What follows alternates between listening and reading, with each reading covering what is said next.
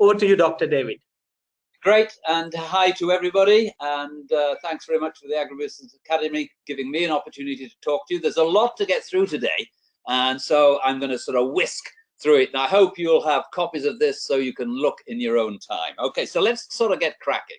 Overview of agribusiness and food trends, and it's particularly with relation to the US, but let's take a global perspective. And I wanted to kick off, and I mean, the US, remember, it's unique to the degree. You're number one, if you will, in overall global food exports. And I thought it'd be interesting to start a look, just look at the map of the US and by state.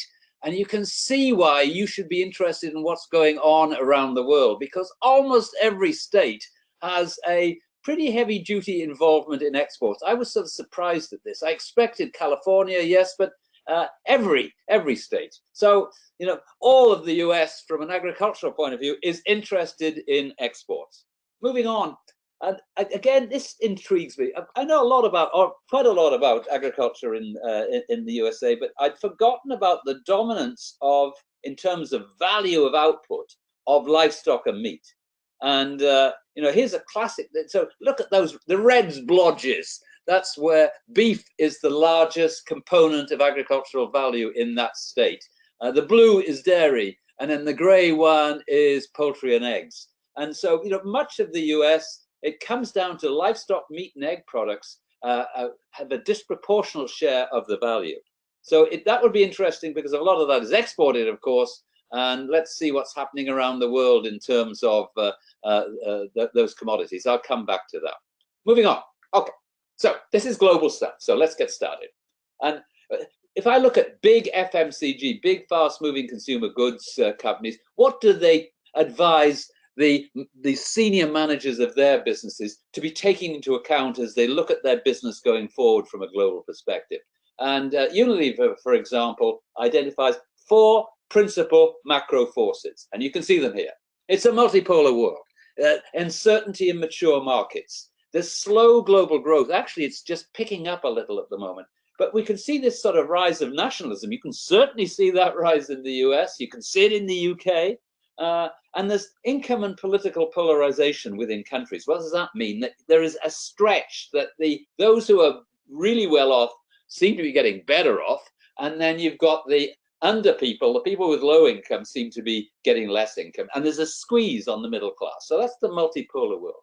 Environment and distress, which is so sort of visceral as far as agriculture and food is concerned. What's that about? Water stress. We know we're going to run out of water before we know it. We have a fragile food system.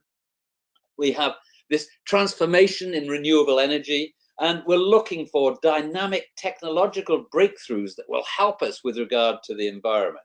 As we know, we're going to have to produce a lot more food, but we have to do that with a softer footprint on our environment. Third macro trend, this digital and technology revolution, which is just happening all around us. There's an explosion in the use of technology. For somebody my age, you know, I've seen a transformation within my own professional lifetime.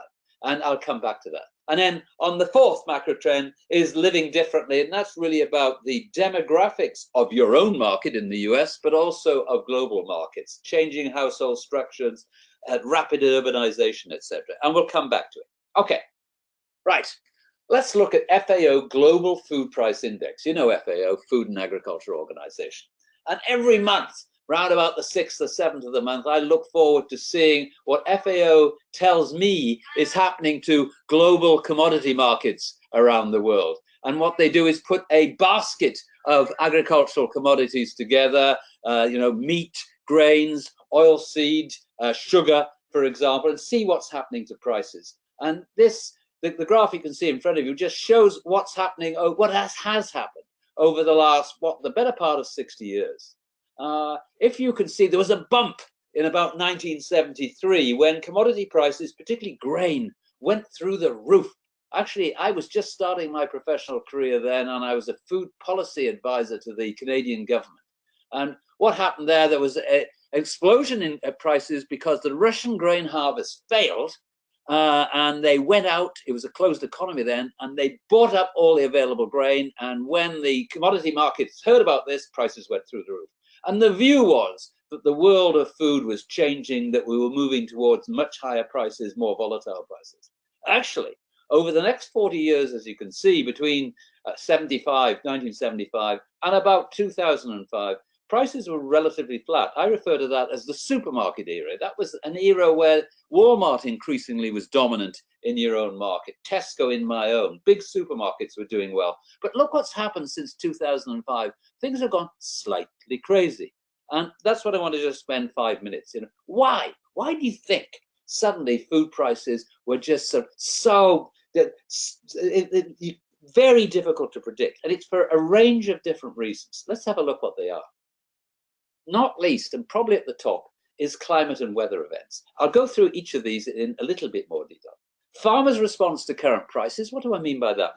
Ever since history began, what do farmers do when prices go up? They expand production. What does that do? Increase supply, and it tends to drive down prices. So you get this ups and downs of commodity prices are often driven by farmers themselves, reflecting their production decisions. Global oil prices, what have they got to do with food?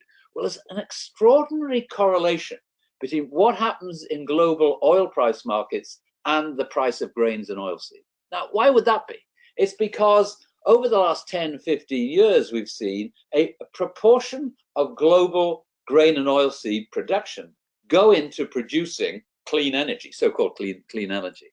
And whenever oil prices are low, as they are now, they've ticked up a little recently, but they're still historically relatively low levels, then there's little incentive to sell your grain into ethanol production. So it goes back into the food market or to the feed market, and that depresses prices. That explains actually why, in many respects, why we see relatively soft prices in oil and grain seeds at the moment. Of course, there's also a big overhang of supply in terms of very high stocks. Food safety disasters, more of that later.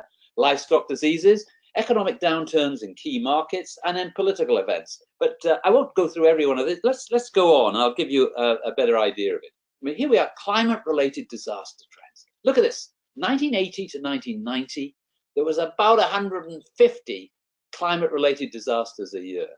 By 2004 to 2014, that had doubled, 330 plus. And in terms of its economic impact, in the first period, it was about US dollars 14 billion per year. And now, annually, that volatility related to climate-related disasters is about the cost of $100 billion. That's mega, that's huge. I'll just take one little example here. Florida, I used to live and had a business in Florida. Actually, I was in the fresh produce business. But if you look at what's happened to the orange crop, to the citrus crop in Florida, you can see production has just been falling like a stone over the last 15 years. What's that about? That's about sort of citrus greening, so a disease.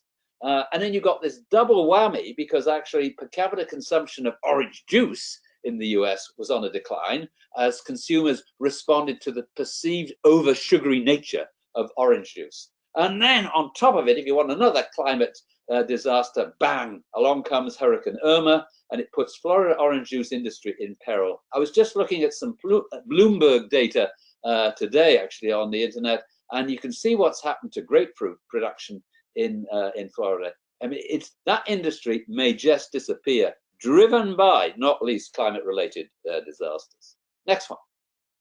Let's take another example, dairy. You're a pretty big dairy exporter.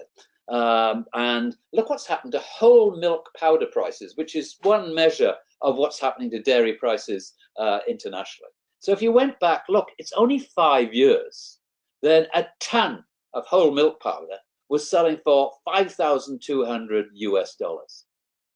Only about 18 months later, that had fallen to, by August 2015, to $1,500. And then up again by December 2016 to 3,600. Can you imagine doing business planning in that environment? It must be close to impossible.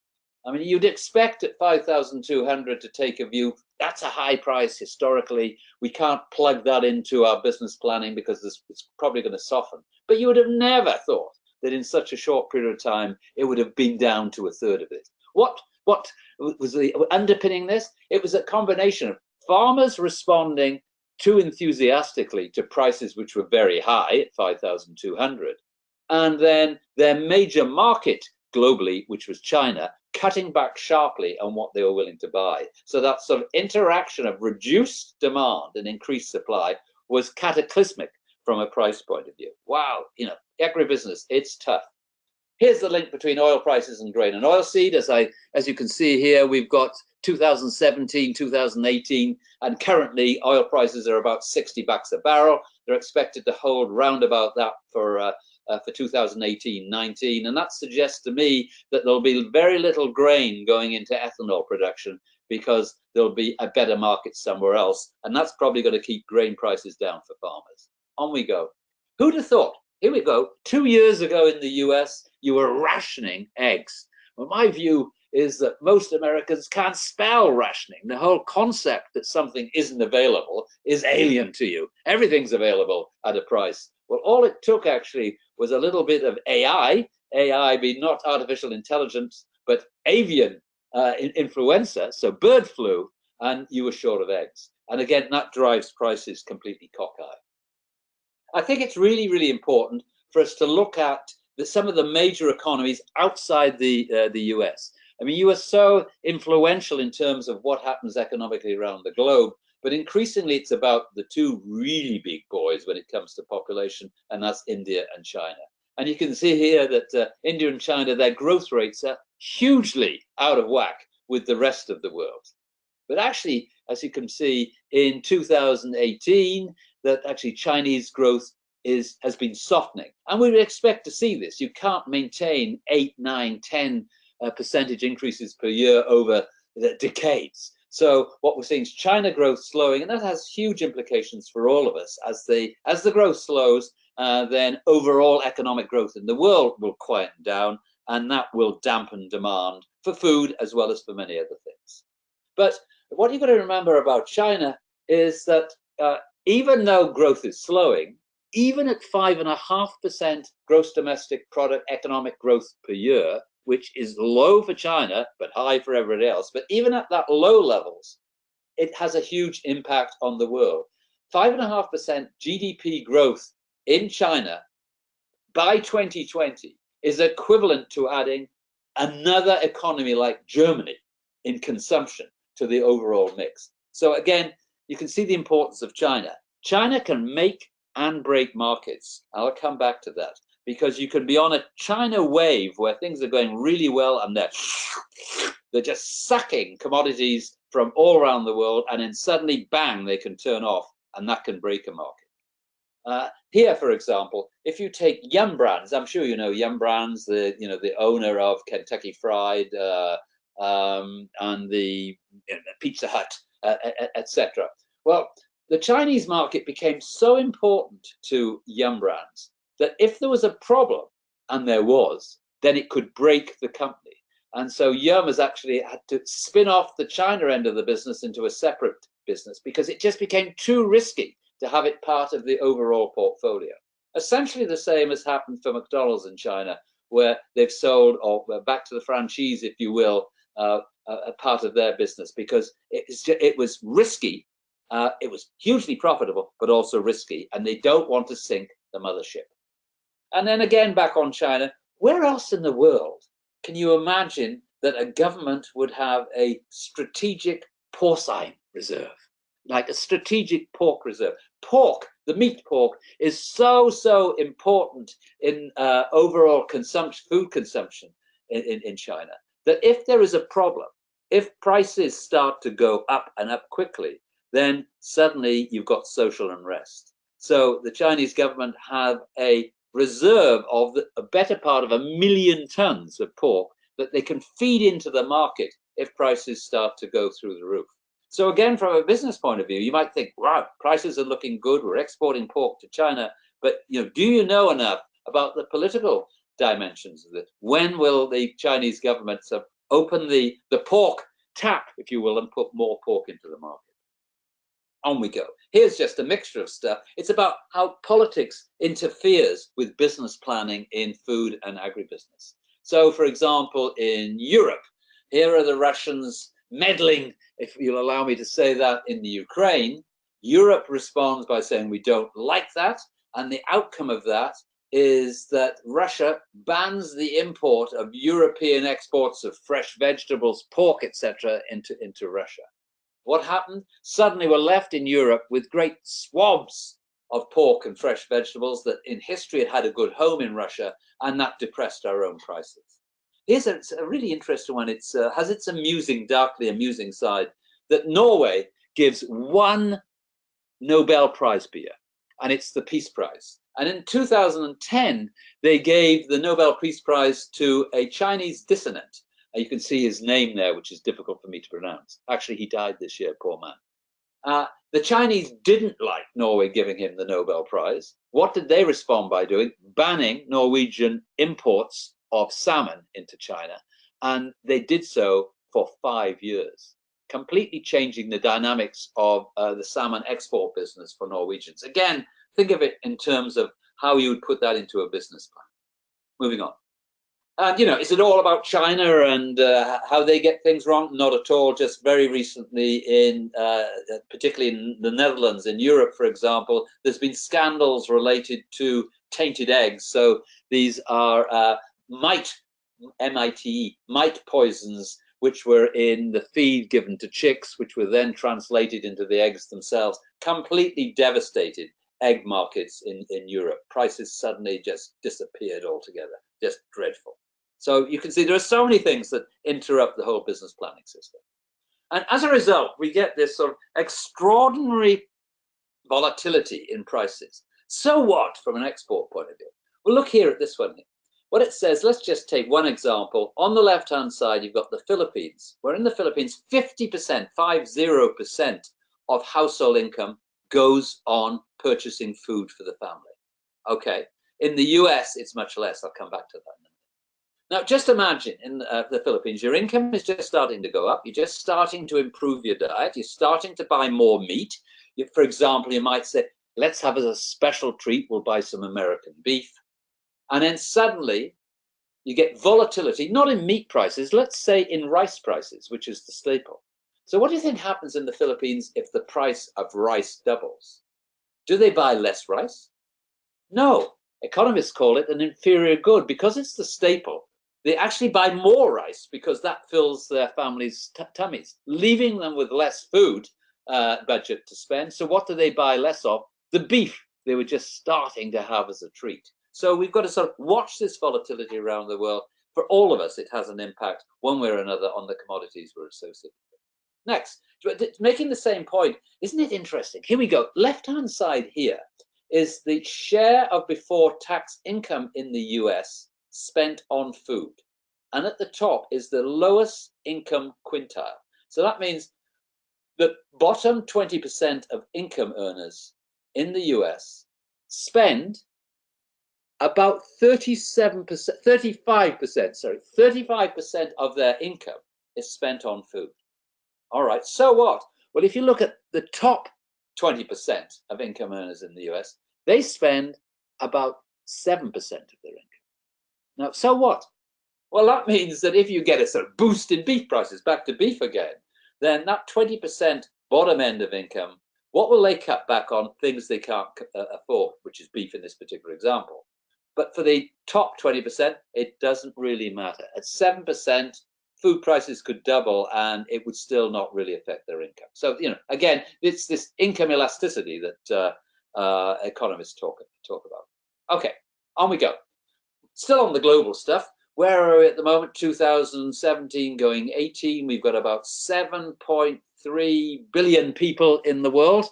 Is that a lot? Well, we're going to add another 2 billion.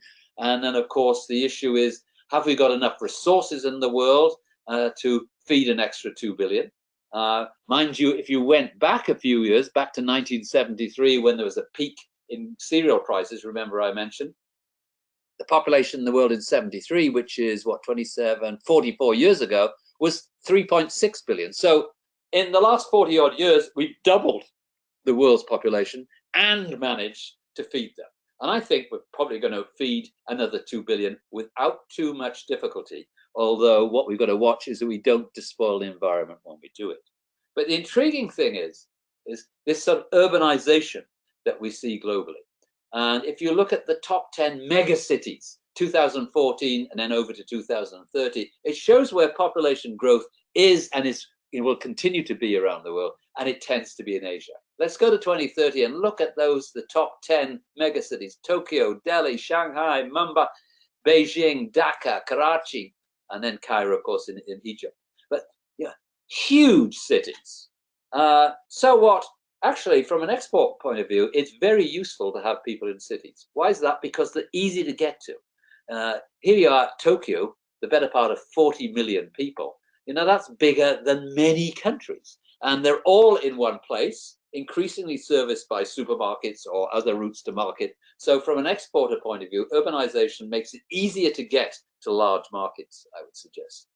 And just one more on this, just for fun, really. If you look at the top 10 Chinese cities from 1 to 10, Shanghai being the largest, measured by the economic size of the city. So here we've got GDP, gross domestic product per person, in billions, Shanghai 810 billion. So the city of Shanghai has the same economic clout as the country of the Philippines. Or let's go to number 3, Guangzhou in the south of China. The size of that city economically is the same size as Switzerland. I mean, it just takes your breath away. Chengdu, which is in Sichuan province in China, same size as Norway. So you can see why we become transfixed by these sort of China opportunities. Moving on, and what's sort of completely intriguing, I was in China about a year ago, and well, in fact, I've been there more recently, but I took this picture a year ago, and see if you can relate to it. So on the left-hand side, you've got skinless chicken breasts at 9 yuan per 500 grams. On the right-hand side, you've got chicken wings at 24 yuan per 500 grams. So what? Well, you think of your own market, it would be exactly the opposite way around. The premium product in your market is chicken breast, and the other end of the market is chicken wings. In China, it's the reverse. And it's sort of intriguing. You get these global differences in what shoppers value in meat, and that gives us real opportunities, not least from an American point of view. Here's a good example, is that you Americans, and indeed us Europeans, we don't eat chicken feet or turkey feet or paws, as they're called, P-A-W, as they're called in the trade. And here I was in Cambodia just recently, and here's products, turkey paws. And why they've got turkey paws? Where are they from? They're from America. It's coming up to Thanksgiving, where you wolf millions of turkeys, but you don't eat their feet. And where do the feet go? They're all exported at decent value, not least into Asia. So, different bits have different values, and it gives us real export opportunities. Isn't it intriguing? So, just on some commodities, let's have a look at meat, because meat is so important in terms of its value to you domestically and export point of view.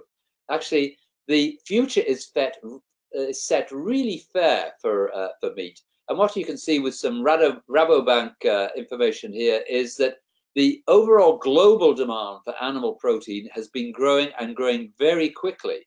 The rate at which it's growing is slowing, but we still expect to see, you can see 220, 230, that the overall market is growing by 20% roughly per decade. It's huge.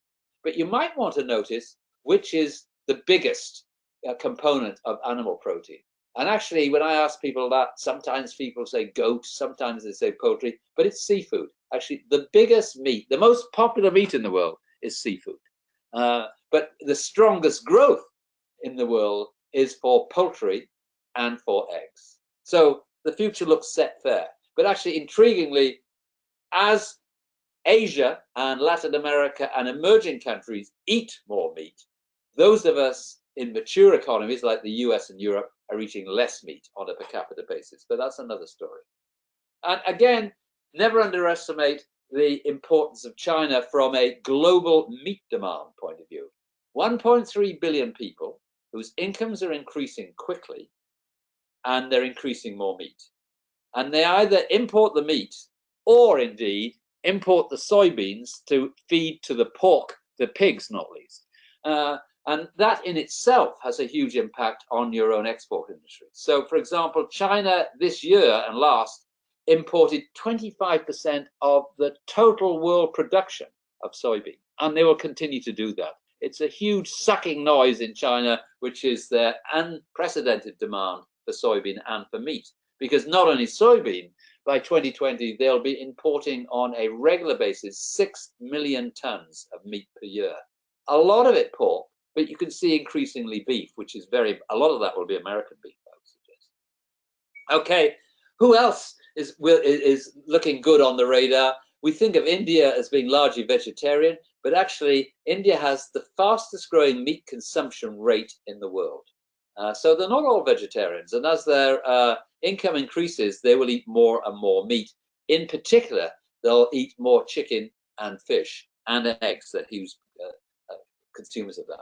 And this is an old slide for me, but just quickly en passant, if you will. For me, the future for global meat, the global meat market will be dominated by this huge fight between industrially produced chicken and industrially produced fish. What do I mean by that? I mean intensively produced poultry with a feed conversion ratio of, let's say, 1.5 kilos of grain or feed into 1 kilo of chicken, versus aquaculture fish like tilapia species, the broad species, or you might call it catfish, or what else? Bassa. It's often known as bassa fish in the markets. Pangasius is its correct name. And these two are fighting each other internationally. I was in Mexico, just south of the border from you guys, recently in Walmart, and looking at white fish fillet from Pangasius, from catfish, produced in Vietnam. And it is competing tooth and nail with chicken breast meat from either Mexico or from the US at very, very low prices. $3 a kilo. That's cheap protein, but that's the strongest growth around the world, particularly in these emerging countries where their incomes are growing, but from relatively low areas. And what I noticed, talking about fish and putting it in with meat, is, again, it's like a trend, if you will, is the degree to which meat packers, so those essentially who are in the red meat business or the chicken business, are suddenly saying, oh, hang on, something's happening in fish, maybe we should be in that. Expect to see big meat guys getting into fish too, because it's part of the protein set of many consumers. On we go. What about some consumer trends, and how does that affect our business? Let's take some US trends. The better part of 30% of US households are one person. So 3 out of 10 households in the US, in the household there is one person. So what? It really affects how we eat. If there's only one of you, then you're less likely to go home to cook a huge meal that will take you hours. No, you'll eat out, and you can see that writ large across your country.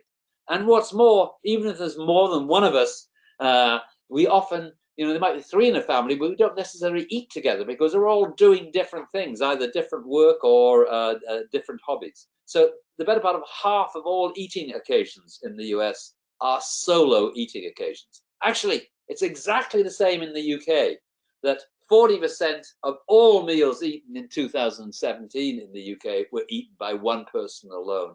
And what does that drive? Again, just to reiterate, it drives increased interest in eating out, increased interest in single portions, increasing interest in convenience. And that is hugely important to us in the food industry. So you see, for example, here we are, lighter eating pizzas for one. It's not pretty, but that's what's happening around the world.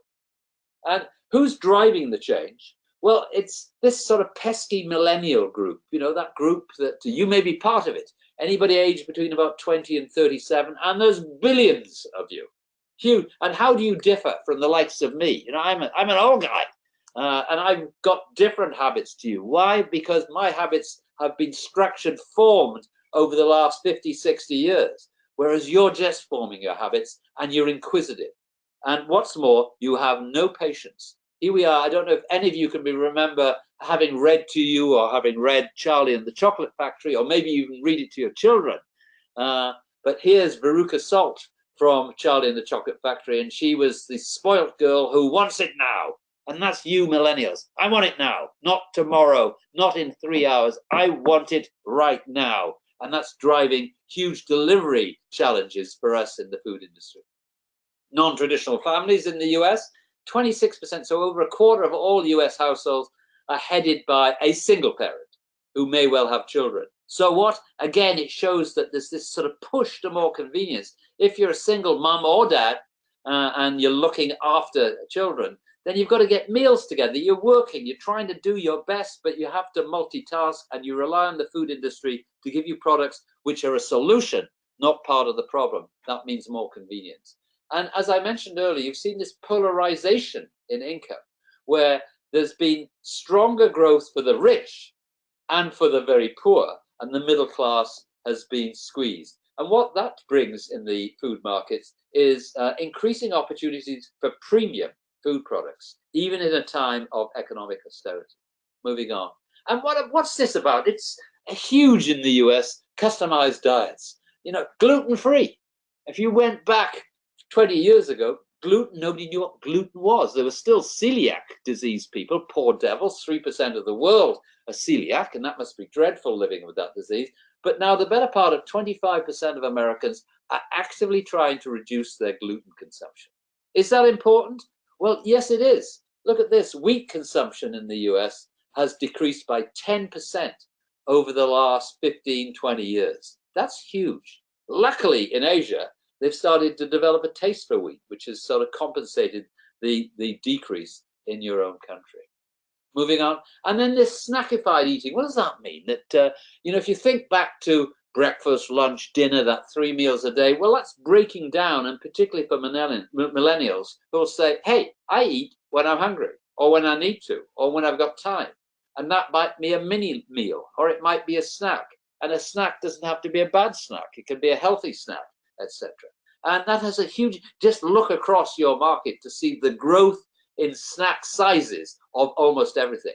I'm intrigued because snacks, if you think of potato snacks, then that would be potato chips for you, for example, Lay's, for example, you know, PepsiCo's Lay's. But actually, there's a sub-trend, which is this move towards plant-based proteins. So in many markets, you can see potato Lay chips, as you call them, being supplanted by other types of plant-based protein foods. Here we are, lentil-flavored chips. Or, for example, here we are, Weight Watchers, crispy chili and lime, chickpea shells. It's intriguing, and this is huge. It's a huge trend. Off the eaten path is another clever name, which is owned by PepsiCo. And again, it's chips, or we call them crisps, rather whimsically in the UK, but you call them chips. So vegetable-based chips rather than potato-based chips. So what do retailers around the world think's happening in consumers? Much the same as what I've been telling you.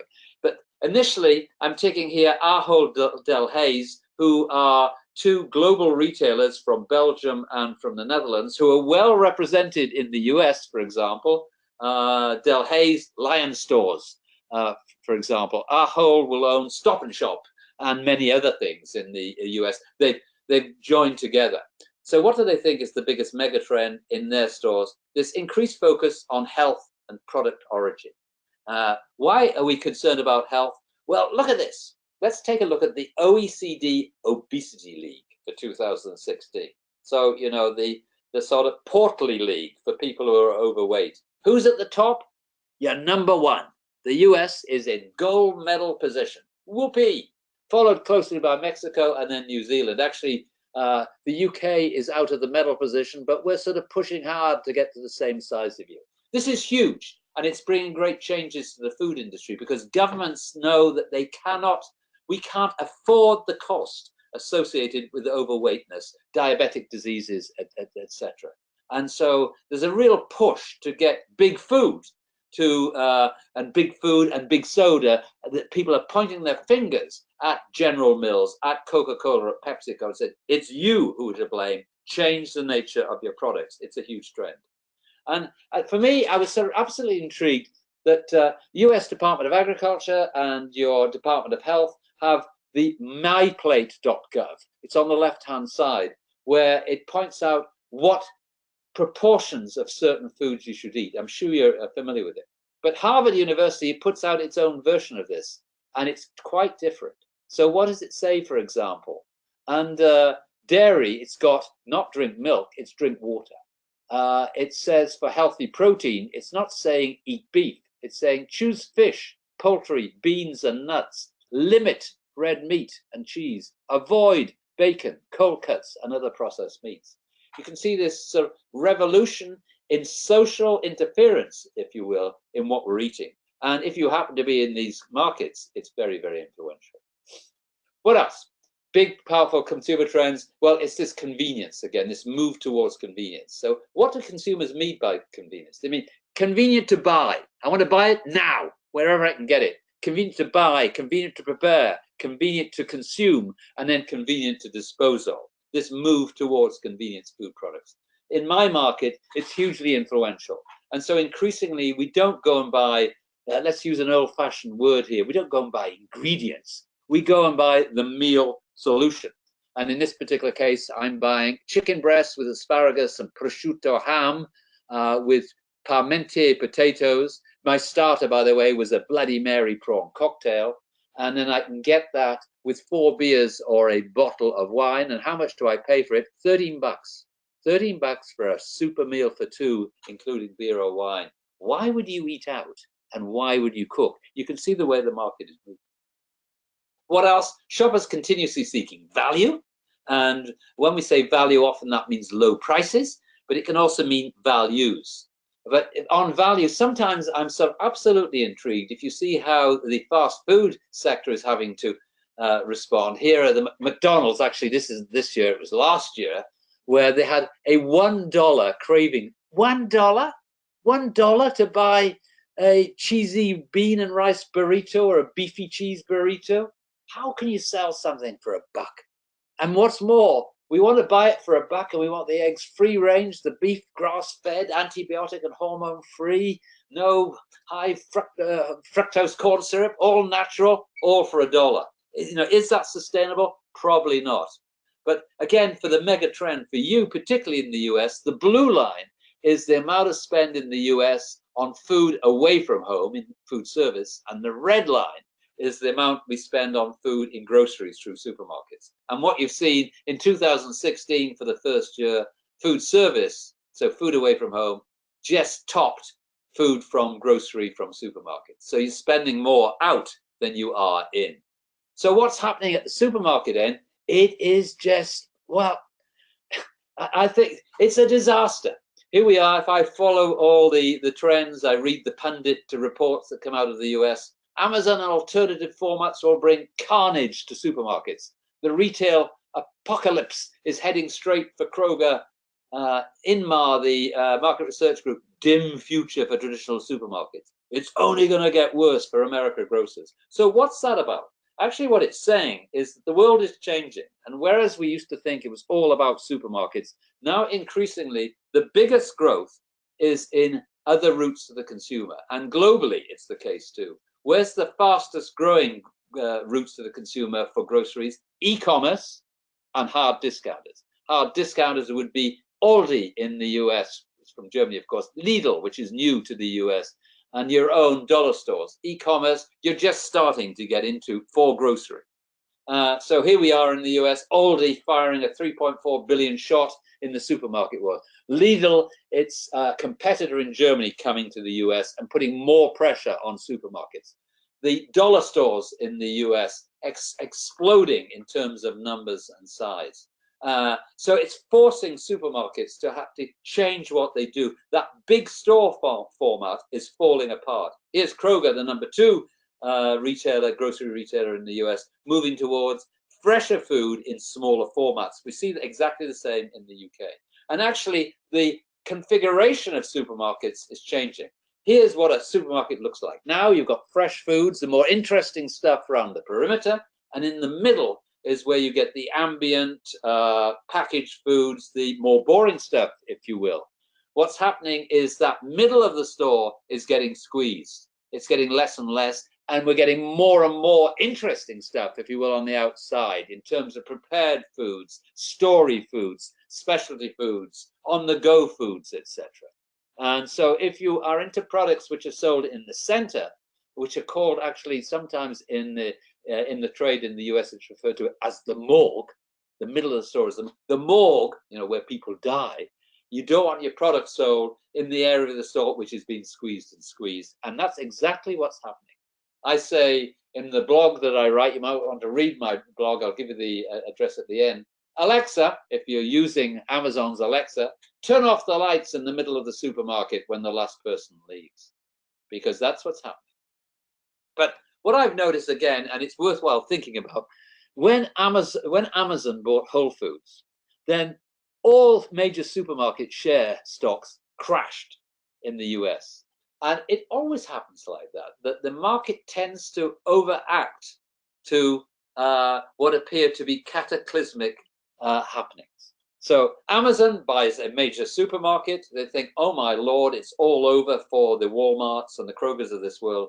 And then over time, you say, well, actually, these are big companies and they can respond. And that's exactly what's happened. So, so Kroger's stock price crashed, as you can see at the top, and then has slowly been recovering, just as its sales have been recovering. That through 2014-15, sales were pretty good, and then they went off a cliff through 15 and 16, but they're just starting to recover as they respond to changes in the market. But don't think that the US is leading up front on online grocery sales. Not at all. Actually, so there you are, 1.5% of grocery sales in the US are sold online in the US. 6.5% of grocery sales are sold in Asia. They're way ahead. Actually, in the UK, we're way ahead of you too. 7% of grocery sales are online in the UK. But you know, that doesn't mean that the Walmarts of this world aren't responding. They're responding and at pace. And just examples here. Here's Walmart testing its 24-hour automated pickup kiosk for groceries. This is the click and pick, where you actually do your shopping online, but you do the pickup as you're passing, having dropped the kids off to school, for example. Or using Uber to deliver groceries, which again, Walmart are trying out. Or even more innovative, here they are working with August, which is the lock-making company, so that deliverers can deliver packages to your home and actually put the packages in your home through using a special security lock for which they've got the secret number. So Walmart are responding and at pace. For example, they bought JD.com because they know that Amazon is probably their biggest competitor going forward. Albertsons, of course, have more recently bought Safeway. Again, they're responding in the US. How they're doing it, they have a joint venture with Instacart to solve their delivery problems for online grocery. And they've recently bought Plated, which, as you will know, is a box.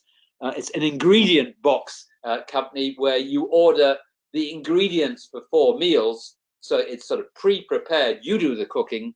So it's a bit like Blue Apron. But here we've got a major supermarket that is now linking with Instacart for the delivery, purchasing Plated, because it needs to have these more routes to the consumers. And actually, the US has been very good at solving this next day delivery, same day delivery, or in 1 hour delivery.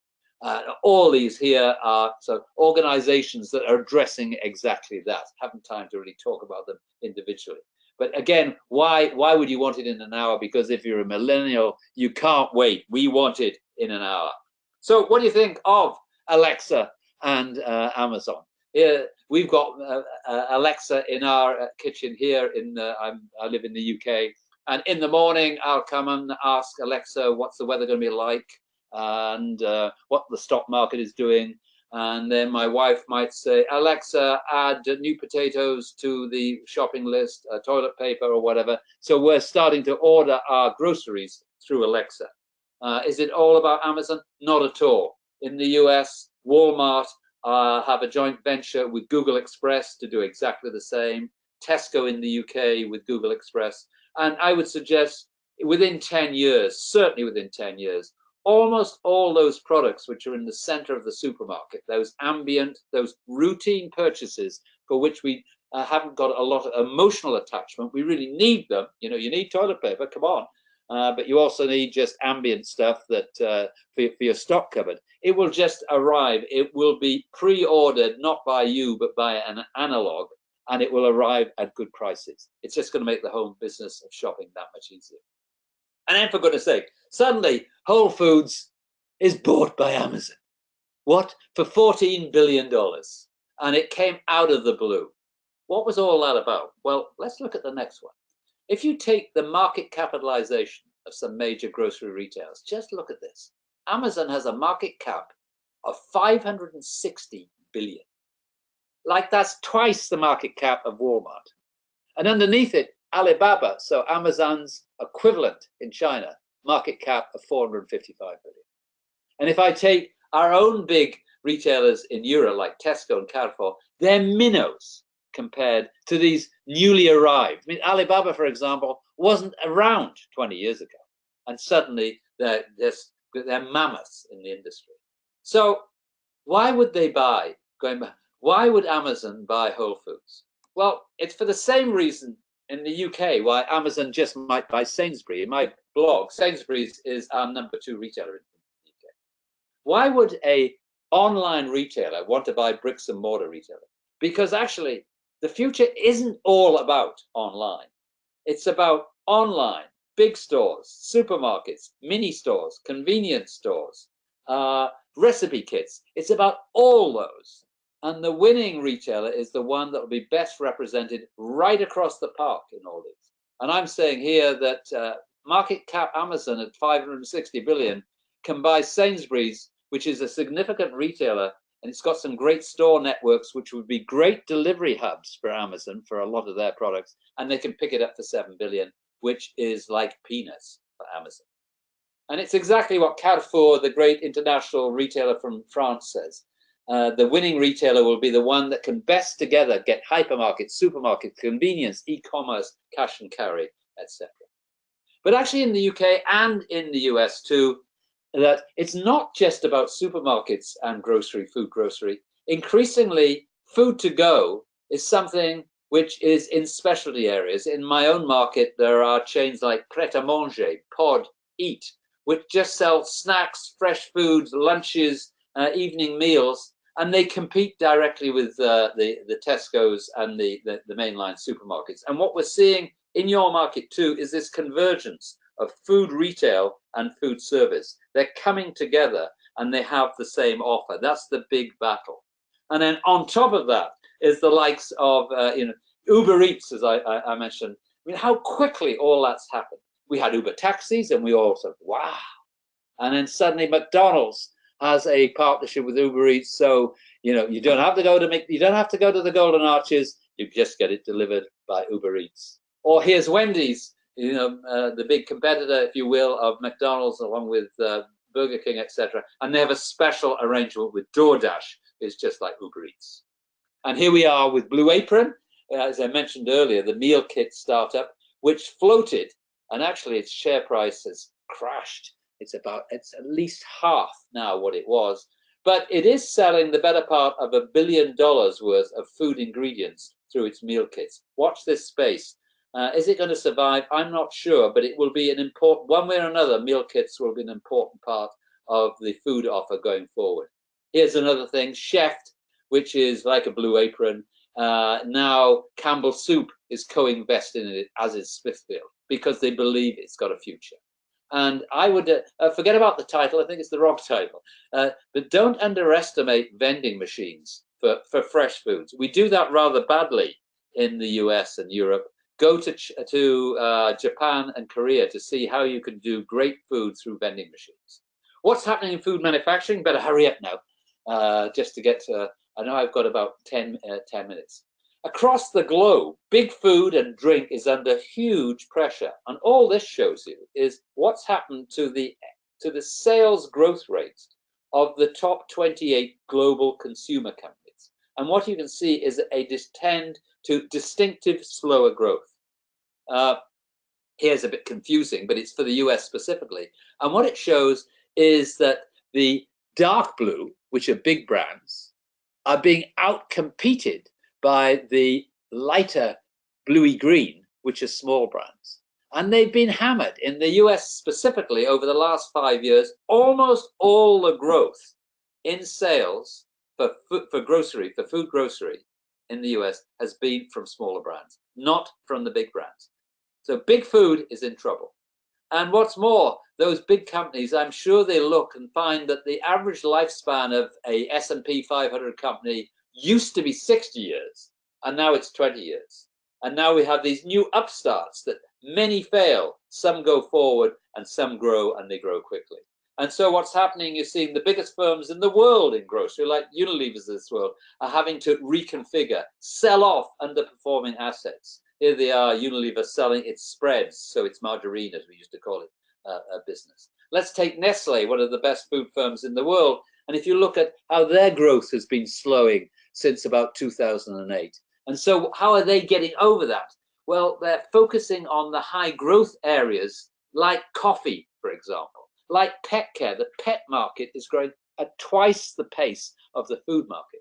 They're moving more into infant nutrition, into bottled water, and not into sodas. And they're expanding in high growth geographic markets like emerging markets in Asia. And what's more, in the US itself, they're busily going around buying up these little pesky companies that are causing them so much trouble. So they've bought a healthy meal startup called Freshly, buying vegan food maker called Sweet Earth, a absolutely high-end coffee company called Blue Bottle Coffee Company. Little tiny companies that in the past they'd have had no interest in, but they see these are the ones that may be the next high growth companies for the future. Other things are happening too, which is astonishing. You all know McCormick, the Spice Guys, and you'll certainly know French's Mustard and Frank's Red Hot Sauce. Well, McCormick bought those for $4.2 billion from Reckitt Benckiser, which is a UK quoted company, overall grocery company. And they paid 10 times sales, not 10 times profits, 10 times sales. It shows the desperation there is in big food to get growth. And as you can see that right across the park. Every single major food company, global food company, has set up a venture capital arm to buy up or to take shareholding in these emerging high growth companies which are into new foods. So here's Kellogg's with their 1894 funds buying into Moringa superfoods, mushroom protein, bright greens, as you can see here. Same thing for General Mills, who are seeing their sales fall every quarter at an alarming rate. And so again, they have their own venture capital company. They're looking to buy these small firms that are causing them so much trouble. And you know what those firms look like, the troublesome ones. He went Sneaks Organics. So this is an upstart millennial firm that is selling organic veggies and chocolate milk in beautifully packaged things for kids' lunchboxes, and causing havoc with those big firms. Here it is with their orange chocolate milk with a Y. So it's probably coconut, what is it, dairy-free coconut goodness.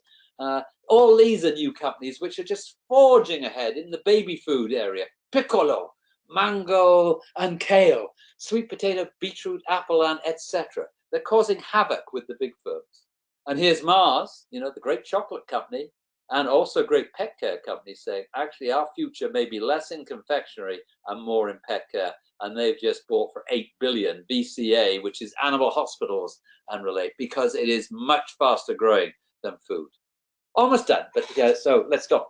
I'm trying to just race through the supply chain. So I've done, I hope I've shown you overall globally, then through consumers, into retail, through food processing, food manufacturing, what's happening with big food. And I think we have to look too, just very, very briefly, at what's happening in agribusiness. And I'm sort of intrigued by this sort of consolidation of international agri-supply companies.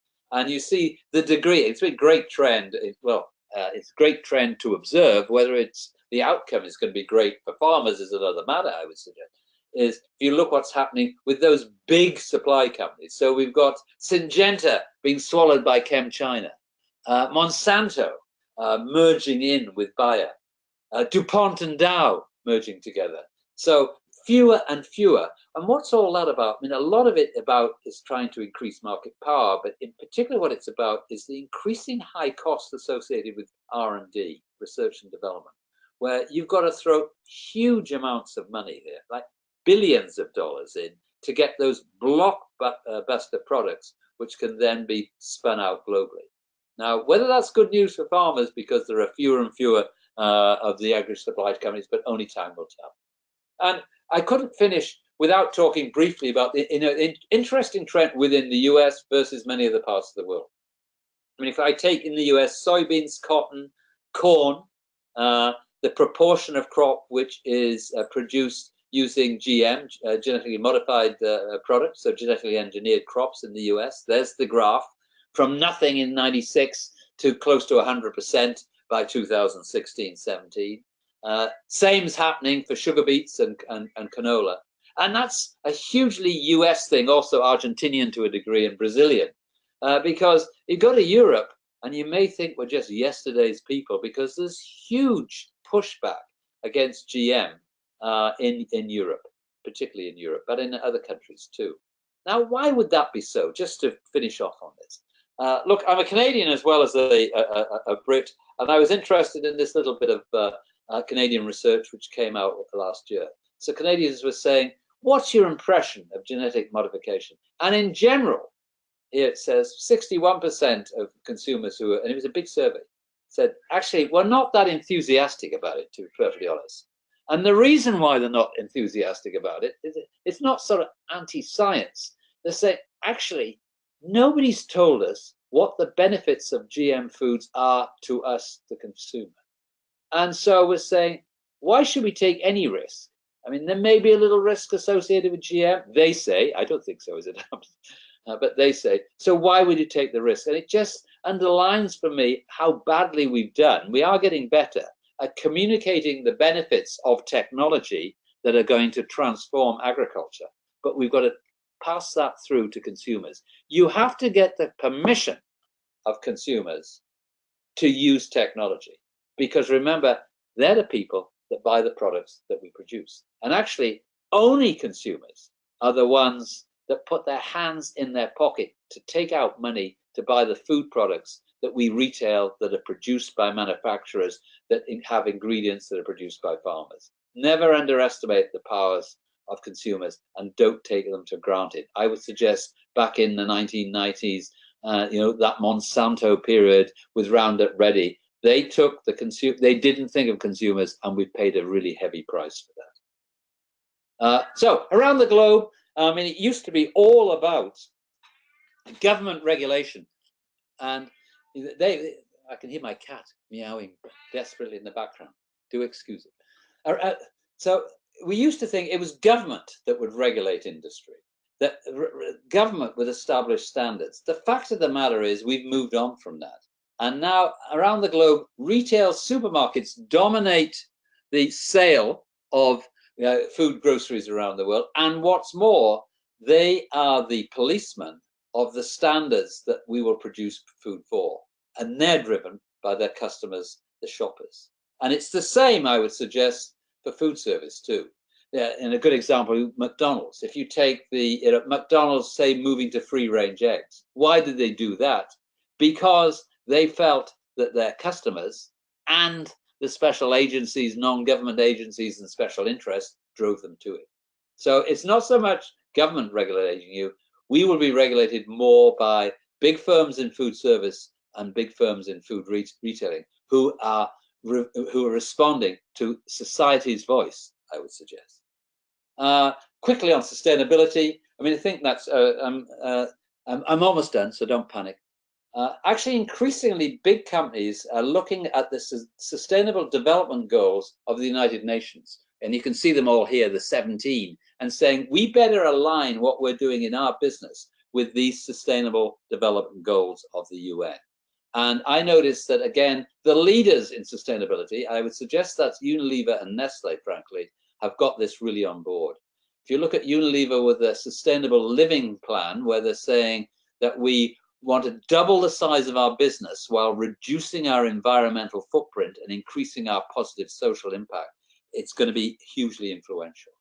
Unilever's Sustainable Living Plan, they say they're seeing huge progress here, that the 18 sustainable living brands in Unilever's top 40 brands are growing faster than their other Unilever brands, and they're more profitable. I think that's the point. And I can see that right across the park. Here's Cargill. Again, it's just operating in a much more socially acceptable way. at the moment, Cargill's pioneering mobile phone payments for Ghana cocoa farmers. So here's Cargill. They're in the cocoa business. Cocoa farmers are going out of business because their prices were so low. Cargill's saying, if we don't help farmers in West Africa, we'll have no business. In history, I lived in Africa for 4 years. The problem was that cocoa farmers were paid, if you will, often by small middlemen who were slow to pay and sometimes never paid. And Cargill now, through the mobile phone, is saying, actually, we're buying your product, we'll buy it direct, and we'll pay you direct through phone. It's sort of a brilliant move forward. It's the Cargill Cocoa Promise. So again, it's Cargill listening to society's voice. Why would you want to be more sustainable? Look at what the survey information says. It improves your brand reputation. It gives you stronger, more reliable, and longer-lasting supplier relationships. You improve in ranking in green financial indices, and really importantly, often as not, it's cost saving. If you use less energy, you're saving costs. Why wouldn't you want to do it? And so, last one, here we go. What's the issues that food firms will ponder just next year? First of all, I think it's really, really important. We've got to work out who's running the show. What's the show? The show is the world food industry. Who's running the show? Well, it's certainly not Walmart or Tesco. It's the digitally adept, social media, smart consumer increasingly. And often it's those pesky millennials. And they want transparency in terms of supply chain and corporate values. They want you, us, to be in tune with their consumer values.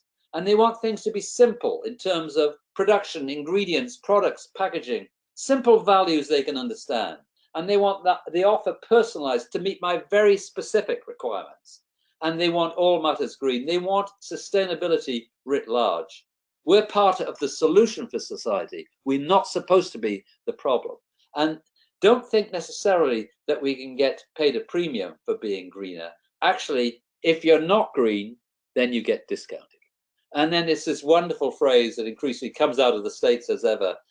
It's linking the physical and digital presence, the phygital, as it's called. And it's that sort of communication that we can have physically and digitally with consumers. I wish you well, and let's hope we've got a couple of questions. How are we doing? Yeah, we're doing great, Dr. David Hughes. Thank you so much. It's always a pleasure. I don't know how you have this magic of running through 1 hour just like that. It feels like a flash every time I do that, every time we do that. And there have been a lot of questions that came in. I think one of the questions that I'd like to start with is,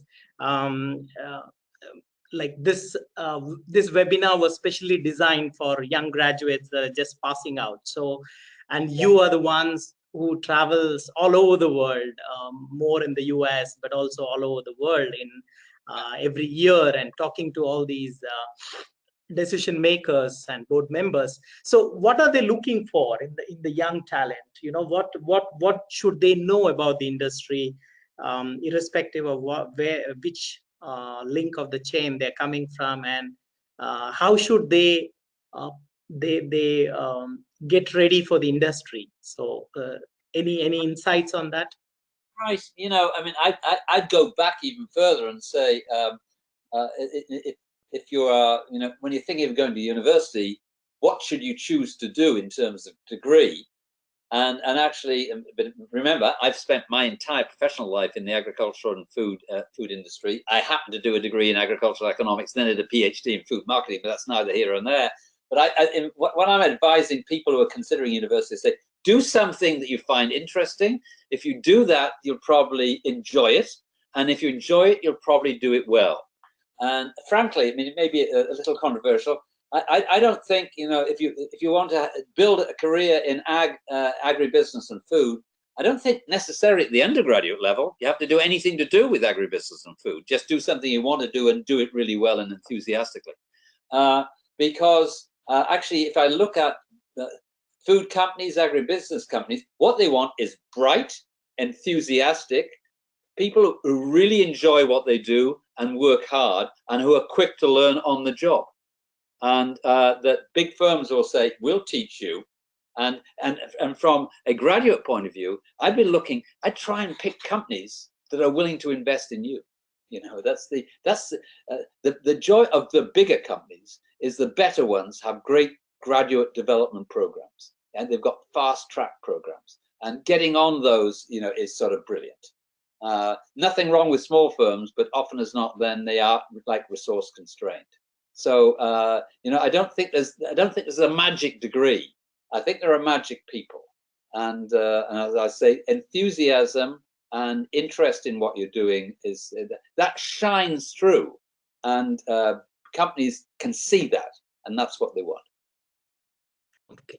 Thank you so much, Dr. David. And then one of the areas you've touched up the whole value chain, and one of the areas that that I know you have a lot of insights on, and it's a fast-growing, one of the fastest-growing sector, that is the ag tech and the food tech space. You touched a little bit on the food tech companies like the Instacarts and those kind of companies, but how about the ag tech industry? You know, like what is that going to look like going forward? Yeah, I mean, huge, isn't it? You know, if you look at like smart ag, I think there's such a brilliant future in that. It's and again, I mean, what's intriguing is the importance of, for smart ag to be successful, you require infrastructure, particularly like Wi-Fi infrastructure. I do a lot of work in Australia, and Australians are good. They're good at agriculture.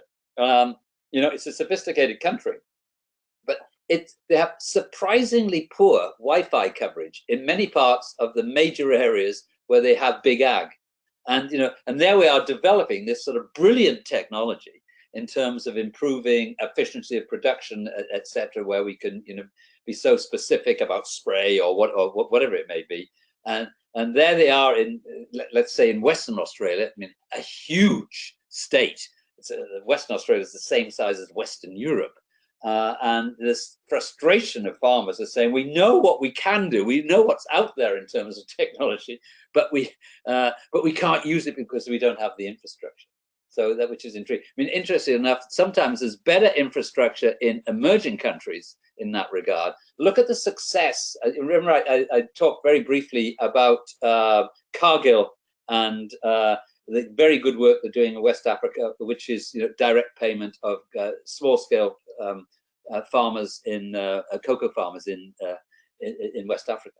I mean, in Africa, they went from no phones to mobile phones in 5 years. It was sort of brilliant. And so and how can you do that? Because they've got that infrastructure. So yeah, AI, so artificial intelligence as it relates to ag tech, I think, you know, it is fabulous opportunities there. And actually, it's not my particular area, but it's so exciting. And it will, when I look at 2000 and where are we now? 2017. If I look at 2040 and the strides we're going to take in terms of agricultural productivity, which will be driven by ag tech, I think it's fabulous. And I don't think the markets even understand that now. They're still thinking that it will be a big leap for us to produce that extra food. And as I mentioned right at the beginning, because we've got to do it with a much softer impact on the environment, I think technology will allow us to do that. But just like with ag technology as it relates to GM, it's really, really important that we keep the consumer in mind as we keep explaining what we're doing, so that they don't lose faith in us. Right, absolutely. Oh, very well said. So then 2 questions on online retailing. You touched upon online retailing, and we have a lot of students in agriculture and farmer side, that is the upstream of the chain. So what do you think? And we know from a consumer point of view, online retailing is really very good, giving lower prices and all that stuff. But how is it going to impact, or how is it already impacting the farmers, the producers in the chain? Right. Okay. Just before I answer that specifically, I mean, the challenge in online retailing for food actually is for fresh food, because people are very willing to buy online sort of packaged goods where they know exactly what they're buying, they know the brands, etc. But when it comes to, say, buying my fresh meat, buying my fresh produce, then the big issue then is trust. And it's trust that the supplier whether it be a Walmart selling online or an Amazon, will sell you the quality that you want. And so that's the challenging area for online. Let me park that. What does online retailing mean to farmers? Actually, it gives them an incredible opportunity, doesn't it? And the fact of the matter is now individual farmers can be linked right through to consumer. Now, not many will wish to be so. I'm trying to think. I mean, I follow a company in the US, and I think is it called Crowd? It's either Cow Crowd or Crowd Cow, where individual farmers are using a electronic platform to sell directly their meat from their cattle through to customers in cities that have distance from them, and who they build relationships with over time. And I think that's sort of brilliant. I mean, the fact of the matter is that that entrepreneurial farmers can use electronic platforms, or indeed just straight websites themselves, which is their electronic platform, to build relationships directly with consumers. And I not everyone's will want to do that, but that opportunity arises now. That's the big message, I think, for farmers, that increasingly there are more routes to the consumer. If you went back 10 years ago, we were all worried that, oh dear Lord, it was all about the Walmarts of this world, and that would dominate, that it was a supermarket society, a supermarket environment. Well, actually, what we found out is many, many ways of getting products through to consumers, and it's not all through supermarkets. That's good news for farmers, really good news for farmers, because it means that there are more customers, and that you don't have to rely, you're not just relying on that one big monolithic customer. I think that's good news. Right, absolutely. Then there is an interesting question, probably a very unconventional question. So did Amazon buy Whole Foods for the liquor license? Well, remember, it's just in the US. Dear Lord, you've got complex regulation relating to liquor, and of course it varies by state. In the UK, for example, all supermarkets sell liquor. Everybody's got a liquor license, so it's not an issue. Did they buy it for the liquor license? I mean, it probably helps, but no. I think they bought it for. They bought it. So it's Jeff Bezos, isn't it, the principal shareholder? And I'm sure your guy who asked the question knows that sort of wonderful little joke which goes with which was Jeff Bezos was talking to Alexa and said, "Alexa, buy me something from Whole Foods." And 3 seconds later, Alexa comes back saying, "Jeff, I've bought Whole Foods." And he goes, "Oh, I didn't mean that. Ah, never mind." So they paid he paid $14 billion for it. I don't think he paid $14 billion for a liquor license. He paid $14 billion for the bricks and mortar footprint and the image that Whole Foods has, and that gives Amazon, sorry, the base from which they can do home deliveries. And back to the point that I made, the winning retailer in the future will not be online, will not be bricks and mortar, it will not be hypermarkets, it will be all of those, because we'll want everything wherever we are, whenever we are. And so, watch this space. In 10 years' time, Amazon will have substantial brick and mortar investments. You can see it happening in China too with Alibaba. Alibaba is just buying into its first supermarket chains too. Liquor license, nice question, but I don't think now $14 billion was a lot of money to pay for a liquor license. Probably the wrong order, as you have rightly said, through Alexa. So he paid a big price to experiment with Alexa, the order experiment with Alexa. Exactly. Yeah. Okay, great. So there are two questions. I generally stop at 1:15, but when it is Dr. David, I take the liberty to go on for another 5 to 7 minutes. Two questions on meat. One is about the consumer consumption, which is about sustainable eating. So do you Yes. expect more plant-based or alternative protein to come to take shape at a global level in a big way? What Right. is your prediction on that? Right. Okay. I mean, this is a big question, and as you know, I could talk for an hour on it. Plant-based proteins is in strong growth, and it will continue.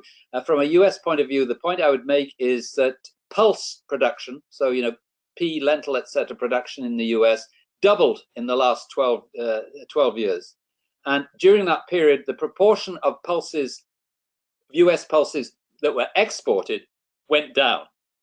What does that mean? It means that you're consuming more and more and more pulse-related products in the US because they're seen as being healthy, healthy in meals, healthy in snacks, etc. I'm seeing that right around the world. There's a huge pressure from special interest groups, from governments, from consumer groups, etc., to come to terms with the impact that livestock production has on the environment. Yesterday, or the day before yesterday, I was just tweeting, there was a report went out saying that we would expect to see taxes in some countries on meat, as we've seen taxes on fat and salt and sugar in some other countries, to arrive over the next 5 and 10 years, as being an acknowledgement that there is external costs associated with livestock production, and we have to have taxes to cover that. So yes, I would expect to see more and more plant-based protein growing, particularly in developed countries. Because what we're seeing globally is, as I mentioned right at the beginning, is that meat demand globally is growing, but almost all the growth is in emerging countries where their meat consumption is low and they want to eat more. And in mature countries like the US and like the European countries, per capita meat consumption is declining, or at best static. And that's because increasingly when people say, I'm going to eat less meat, but when I do, I want to eat better meat. And I think that's a brilliant opportunity for the meat industry. But also that we have this sort of flexitarian eating, which is becoming so important, where people say, I think I'm a carnivore, I like meat, but I'll have 1 or 2 meals a week where I'll just not have meat, because there are some great alternatives, like some wonderful chickpea-based or lentil-based foods, which are now just presented in a much more attractive way than they were in the past. No, plant-based proteins, it's rocketing, and it's going to continue. Yeah, absolutely. So one final question on meat again, about cultured meat. So there's a lot of talk about cultured meat and artificial lab grown meat. So what is your take on that? Right. Yeah, Memphis Meats is a good example, isn't it, in the US, which is growing chicken from chicken cells, if you will. Okay, what do I think about that? I think actually the area that will have the most impact is growing leather, which is already happening. So where you take skin cells from animals and then grow it into sheets of leather. Why do I mention that? Because look, the meat industry is extraordinarily competitive, very low margin, and it's really important. The byproduct values, like the hide, is integral to profitability in the system. I would bet in 15, 20 years' time that most leather will be grown, and that is going to have a big detrimental profitability impact on the meat industry. What do I think about cultured meat? I think it has a future. I think it is long term. I would be surprised, and again, I think you've got to go out 20 years before you start to see it on a sustained basis, and to be an important competitive element in the overall meat industry. I would tell any listeners who are interested in this area to look at corn, which isn't cultured meat, but if you corn, which you get in the US, of course, QUORN, it's a mycoprotein. You ferment it. It is it's like mushroom-like in terms of the filaments. It's often it's sold through Kroger, sold through Whole Foods. It is a chicken mimicking product. It will be the first billion-dollar meat substitute product within 5 years. Watch that. That is more likely to have traction, I think, than cultured meat. I think we've got more R&D to put into that yet. But cultured meat will have its moment. Okay, great. So I just someone reminded me from my own team that we are coming to the end of the year, and like always, you will have some insights about the things that have surprised you this year, and that would have a huge impact on the business going forward in 2018. So what would be those couple of surprises that you have had this year that you think will have a huge impact in 2018? Oh boy. I can't pull these out of the hat. My mind isn't set. But what do let me go back. What was I saying? What are the issues in 2018? I mean, what will be the surprises next year? I mean, actually, I think it's climate related. I'm keeping my eye on, El Nino or no El Nino. Because that suddenly can sort of completely turn commodity markets on their head and bring even more instability. What else would back to? It's not surprised because, in fact, I've been predicting it. I would expect to see Amazon buy another major supermarket, and so that's as good as I can do. I'm looking down here. Issues food firms will ponder. Certainly an acceleration in terms of move towards sustainability that I think we've given it lip service in the past. I think now, as we're moving towards 2020, that sort of greenness is just becoming the way we will do business. And this sort of triple bottom line approach, which is considered sort of nice to do, if you could, nice to do, but you don't have to do it. I think triple bottom line will be just the way we do business. So looking after the environment, looking after society, looking after our own business, and that they're all part of the same thing. Just watch that space. It's a big, big deal.